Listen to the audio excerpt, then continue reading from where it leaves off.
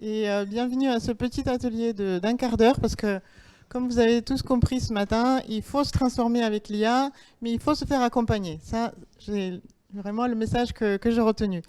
Je voudrais faire un petit exercice statistique personnel, et c'est dommage qu'on soit pas tous là, mais bon, on va essayer un petit peu de bouger. Bien, on vient de bouger, mais on va faire encore davantage. Est-ce que je peux demander à tous qui se considèrent comme une entreprise de se lever, s'il vous plaît? Une entreprise debout. Allez, levez-vous. De près ou de loin, hein, si vous étiez par le passé aussi partie d'une entreprise, d'une industrie, service à l'industrie.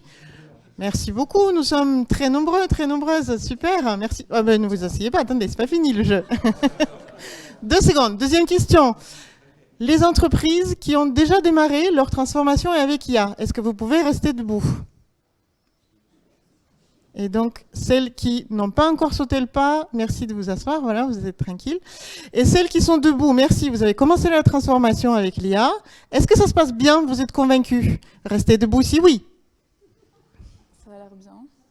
C'est parfait, mais vous voyez, voilà, statistiquement, si tout le monde peut voir un petit peu l'image, je vous confirme. Merci beaucoup, je vous applaudis.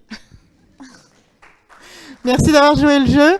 Vous voyez déjà statistiquement, c'est confirmé, il y a moins de 37% des entreprises de plus de 10 personnes qui ont commencé à appréhender les technologies à base d'IA aujourd'hui en France. Et c'est un sondage de l'Institut BVA pour le Pôle emploi de mai 2023 qui le démontre. Ce sont des chiffres vraiment véridiques. Alors que la plupart des chefs d'entreprise qui ont déjà commencé à se transformer donnent plutôt des retours positifs. Vous l'avez constaté par vous-même lors de l'atelier de ce matin. Donc maintenant, pour bien démarrer cette transformation, je vais essayer de vous faire un petit panorama de différents dispositifs d'accompagnement qui existent. Ce n'est pas du tout un panorama exhaustif parce qu'il existe plusieurs dispositifs venant de différents horizons. Ce qu'il faut bien garder en tête, c'est que l'important dans cet exercice de bien identifier le dispositif, c'est garder en tête votre cap, votre besoin, et ensuite appliquer le dispositif, identifier le dispositif et l'acteur qui peut vous accompagner tout au long de votre transformation.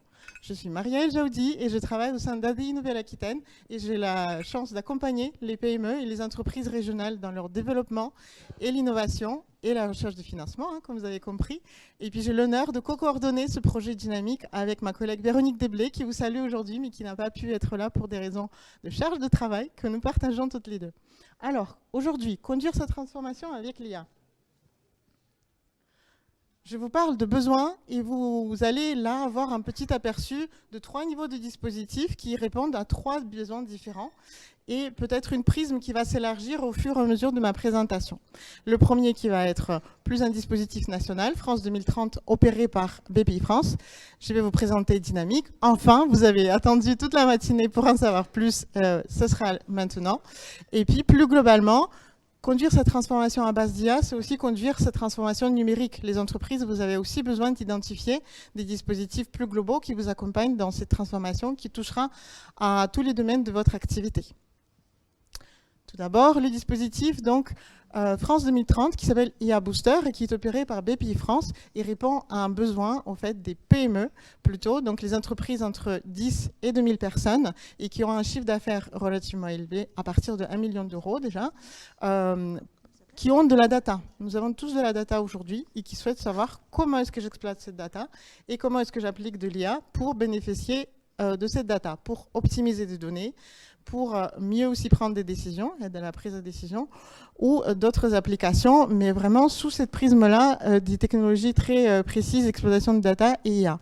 Le dispositif se conduit en 4 étapes. La première, elle est vraiment gratuite et accessible à tous via le lien que je vous partagerai après dans ma présentation, si ça vous intéresse. Et il s'agit d'un autodiagnostic et d'une formation sensibilisation. On a assez parlé de besoin de voilà, en connaître davantage et puis de dédramatiser aussi les aspects de technologie IA dans les entreprises. Ensuite vient l'étape de diagnostic qui est conduit par un expert sélectionné par BPI France avec un reste à charge pour l'entreprise et qui peut prendre jusqu'à 10 jours. Et donc suite à ce diagnostic, l'entreprise elle arrive au fait avec un listing de priorités et des pistes d'action sur lesquelles vous pouvez déployer de l'IA dans votre entreprise. Ça va jusqu'au déploiement, au dernier stade, au déploiement opérationnel, encore une fois, accompagné par un expert et pris en charge à une partie par le dispositif France 2030.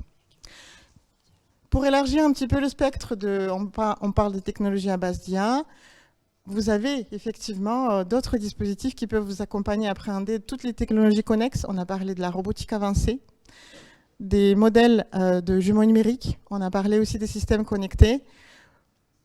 Ce sont aussi les technologies à base d'IA, mais qui ne sont pas suffisamment encore déployées dans nos entreprises.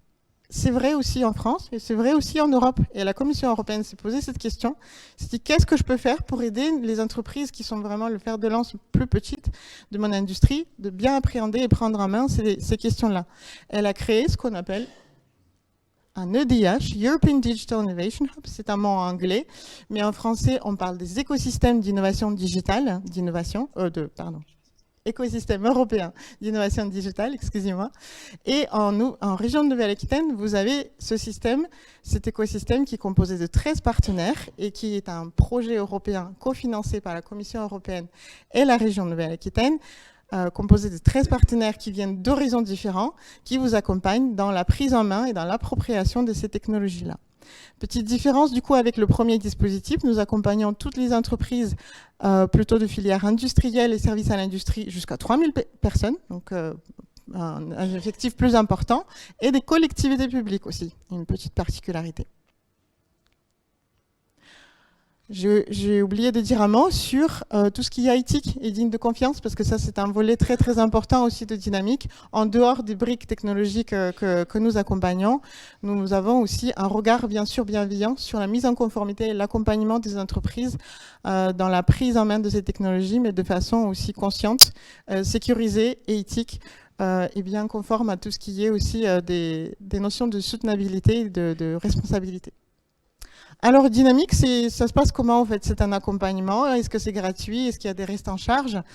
Ça se passe sous un format de parcours client qui est opéré vraiment sur mesure et avec une liste de 4 familles de services qui vont être proposées de façon personnalisée aux chefs d'entreprise, des services un peu sur étagère mais qu'on adapte à chaque fois pour le besoin précis d'une entreprise. Dans le cadre du parcours client, une entreprise nous contacte, moi, Léa, ou d'autres partenaires que vous pouvez distinguer aujourd'hui avec un cordon noir plutôt autour du cou. Donc n'hésitez pas à venir nous voir si vous avez des questions. Vous bénéficiez d'un diagnostic et d'une évaluation personnelle approfondie qui vous permet de valider déjà les premières peut-être intuitions des besoins d'IA dans l'entreprise ou les dévalider, parce que l'IA n'est pas la réponse à tout. Et puis, suite à ça, vous allez bénéficier d'un rapport et d'une liste de préconisations qu'on discute toujours avec les entreprises parce que des fois, nous avons des cas où les entreprises veulent faire beaucoup de choses. Ils veulent le faire vite. Et c'est aussi à nous de vous aider sur les délais et sur les moyens dont vous avez besoin pour accompagner ces transformations-là. Parce que je suis d'accord tout à fait avec l'intervenante de ce matin, ça ne se fait pas rapidement et avec n'importe quel moyen. Donc, une fois qu'on a validé le plan d'action, la temporalité et le calendrier de différentes préconisations et des services qui vont être déployés, vient l'étape de déploiement. Il existe des services qui sont pris en charge à 100%, comme l'étape de diagnostic, donc elle n'est pas engageante et en plus elle est gratuite pour l'entreprise. Et il existe des services qui vont être avec un reste à charge. Je vais vous donner quelques exemples. Au-delà donc de l'étape de mise en œuvre des services et de l'accompagnement s'achève, vous bénéficiez d'un questionnaire d'évaluation pour savoir qu'est-ce qui allait, qu'est-ce qui n'allait pas, et surtout, si les besoins et la maturité de l'entreprise a évolué à ce stade-là, on peut repartir sur la boucle sur un deuxième parcours avec de nouveaux besoins et de nouveaux accompagnements. Au niveau des familles de services, donc il y en a 4. Donc tout ce qui est d'abord le déploiement technologique, donc c'est la famille de services test expérimentation, où on peut retrouver du conseil technologique qui lui peut être pris en charge à 100% dans la limite de 6 jours par entreprise.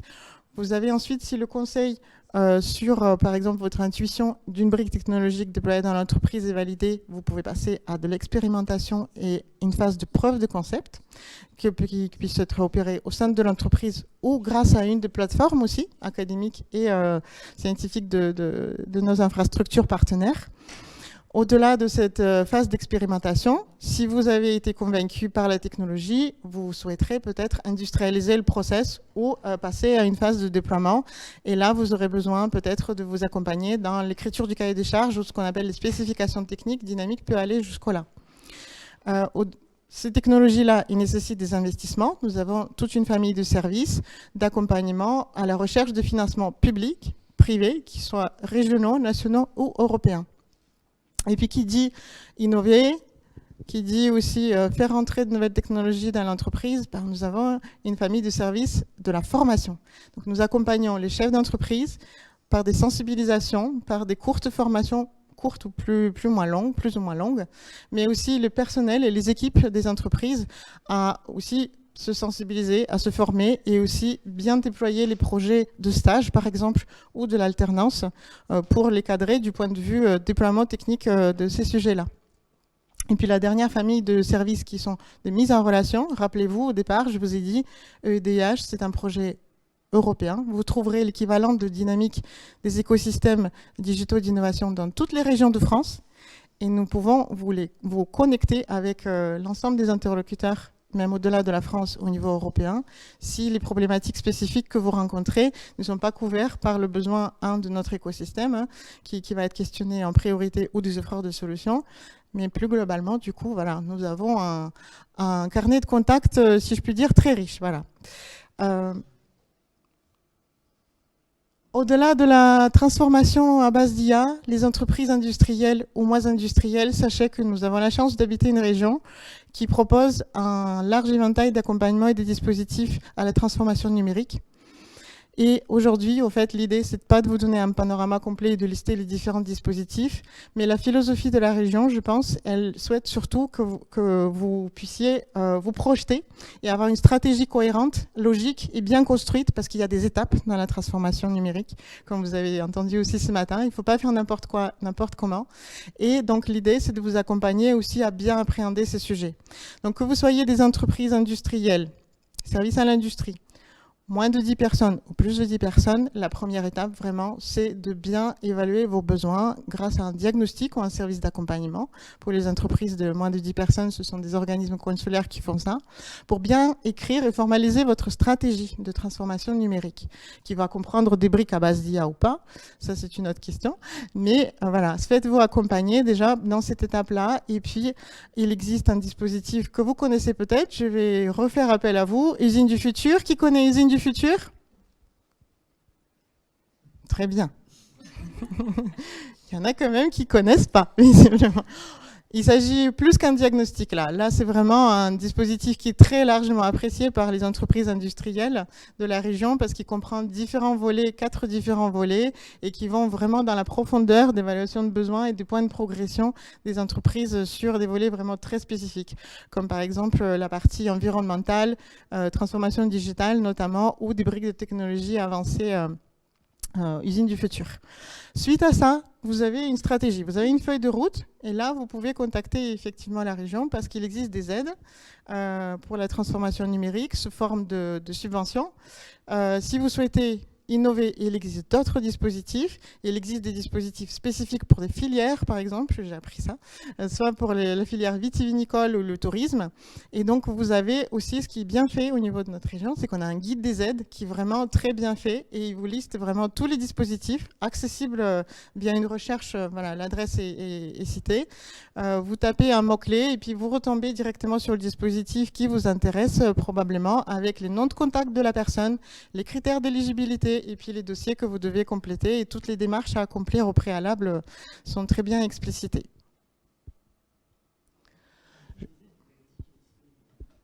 Pardon, je reviens tout en haut, regardez les aides. Ah, peut-être, merci Philippe, je corrigerai pour vous envoyer la version, la copie finale.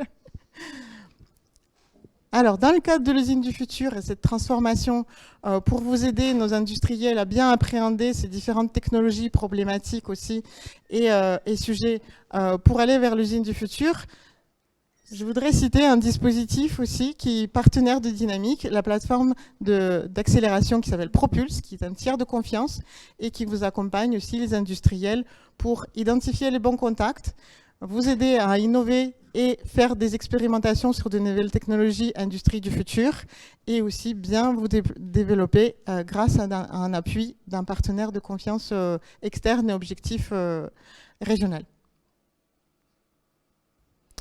Il ne me reste plus qu'à citer les 13 partenaires dynamiques pour que vous identifiez la diversité des acteurs qui font partie de ce projet. Et je ne sais pas du tout où j'en suis au niveau du temps, mais peut-être qu'il me reste 30 secondes. la possibilité d'avoir une question. Peut-être une question, oui, rapidement dans la salle, si Maria a réussi à susciter votre intérêt. Ça fait peut-être beaucoup. Alors, vous avez aussi le site Dynamique qui est cité dans la présentation. N'hésitez pas à aller explorer l'ensemble des services que nous proposons. Vous avez aussi un webinaire par mois que nous proposons sur les différentes technologies et leur déploiement au niveau des industries, qui sont tous enregistrés et diffusés sur le site internet, qui peut être aussi déjà une porte d'entrée pour vous sensibiliser et commencer à réfléchir à votre transformation à base d'IA. Merci Maria. Merci à vous.